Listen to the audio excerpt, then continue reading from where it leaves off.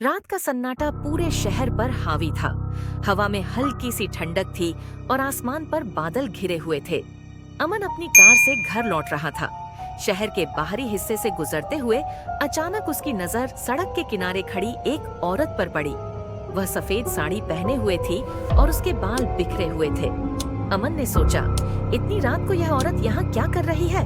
वह धीरे धीरे कार रोकने लगा। जैसे ही कार उसके पास रुकी, औरत ने उसकी ओर देखा। उसकी आंखें अजीब तरह से चमक रही थीं। अमन का दिल तेजी से धड़कने लगा, लेकिन उसने हिम्मत करके खिड़की का शीशा थोड़ा नीचे किया। आप यहाँ इतनी रात को क्या कर रही हैं? अमन ने सवाल किया। औरत ने कोई जवाब नहीं दिया, बस अपनी उंगली से आगे की ओर इशारा किया, जैसे उसे किसी और जाना हो। अमन को अजीब महसूस हो रहा था, पर उसने उसे लिफ्ट देने का फैसला किया। औरत धीरे धीरे कार में बैठ गई। कार के अंदर एक अजीब सी ठंडक फैल गई। अमन ने शीशे में उसकी ओर देखा, लेकिन अब वो पीछे नहीं बैठी थी। कार में कोई औरत नहीं थी। अमन की सांसें रुक सी गईं।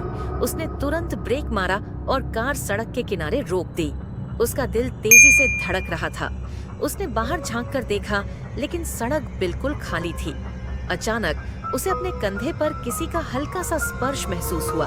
वह घबराकर पीछे मुड़ा और वही औरत उसकी सीट के ठीक पीछे खड़ी थी। अपनी लाल चमकती आंखों से उसे घूर रही थी। अमन चीखते हुए कार से बाहर कूद पड़ा, लेकिन जब तक वह संभल पाता, औरत गायब हो चुकी थी। अब उसे समझ में आया कि यह कोई साधारण औरत नहीं, बल्कि कुछ और ही था।